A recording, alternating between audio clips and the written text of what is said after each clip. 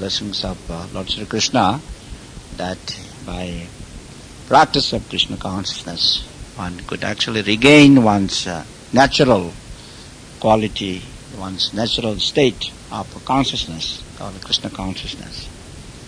So by that process, that one will again be qualified to return to the natural home, that means to the spiritual house, to the spiritual home, the Vaikuntha planet. There one will not have to return again to this world, not to be subjected by the ups and downs of this material nature. Let's say in a summary, in a nutshell, the process of Krishna consciousness.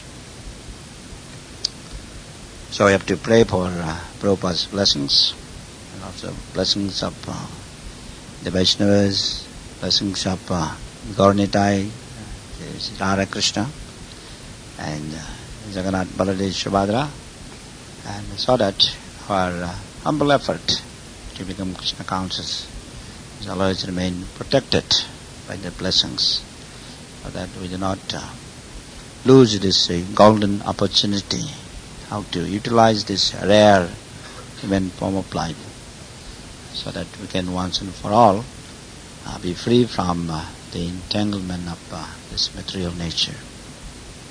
Therefore, this chapter of Srimad Bhagavatam, that the sacrifice performed by Daksha, and also the connectivity, these different chapters connection with Daksha's sacrifice, is very instructive for all of us.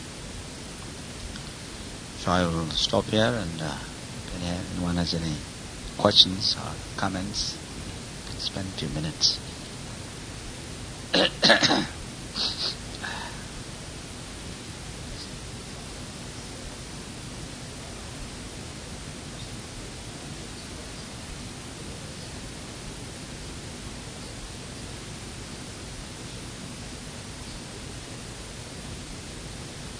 Yes, this absolute truth, or the nature of the Supreme Personality of Godhead, so can never be described enough by our limited expressions or words.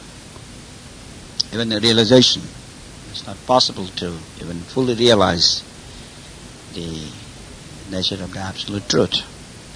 However, by the blessings of this absolute truth himself, by the blessings of Lord Krishna himself, we can have a glimpse of it. In other words, the absolute truth can only be understood by the mercy of the absolute truth himself. And but if one is thinking that I will be able to comprehend or to have a glimpse of this the spiritual nature by my own intelligence or by my own sincere labor, so that will be mistaken. In other words, unless one agrees that I am extremely limited in my perception, in my capacity to comprehend these unlimited aspects of the Lord, and in other words, my capacity to understand is extremely limited, and with my tiny brain substance, it is not possible to completely comprehend. It's a wonderful, let's say, the ocean of this truth. That is, unless one comes to that platform. But if one is simply thinking that I will be able to understand by my own intelligence or by my own speculation, so that one is completely mistaken. But when one begins to realize that I have to surrender, I have to accept my own limitations, I have to surrender rather to the mercy of the Lord. And so when one's mind and one's intelligence is directed in that spirit, then surely by the blessings of the Lord, then the Lord will give him intelligence and understanding that so by the mercy of the Lord, so I can have some understanding about the nature of the Absolute.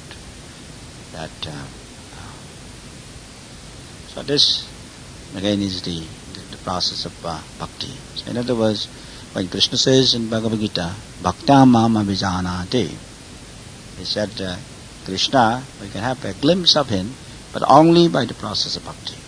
Bhaktam mam abhijanati. So jnanis, they may try also to understand Krishna, but it is not possible. Because by the process of using my intelligence, it is a so-called intelligence, and then with that I end up with speculation, or it may be like this, maybe like that. It's like when the scientists render some research, and we think that, well, this might be like this, this might be like that. It's like the theory of the creation of this universe. I think that this is a Big Bang theory, and similarly about the nature of life. They think that, well, life could be like this, must be a product of chemistry. So in this way, we wind up in speculation that it might be like this, like that. So, but there will be no end to it, to that. Also, we will never find the truth. So therefore, it is Prabhupada used to say, the wastage of time. Wastage of time.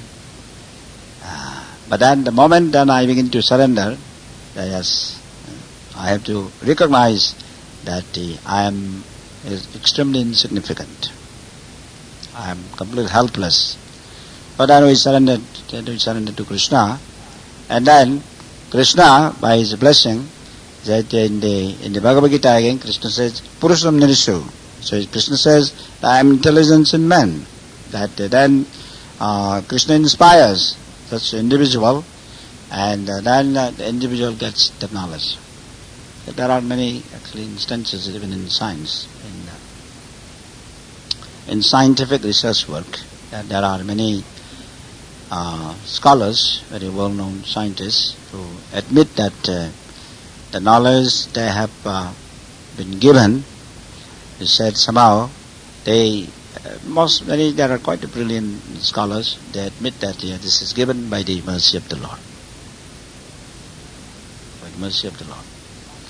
So in other words, the Paramatma that is sitting inside the body of this individual's body. So the Paramatma that recognizes somehow the good karma of certain individuals, and he gives that knowledge. And then, but then if the person is not very humble, then he thinks that, well, I am the doer. I have found out this answer. Then people honor him as Nobel Prize. And well, this fellow has done it. And but then someone who recognizes that, then they begin to realize that yes, now this is done by the mercy of the Lord. By the mercy of the Lord. So, in other words, part of that absolute truth, or the part of the nature of the Supreme Being, can only be understood by the mercy of the Supreme Lord Himself, by the mercy of this absolute truth Himself. And so this is, I think, very, very logical. This is a very, I think, it's quite reasonable to explain like that.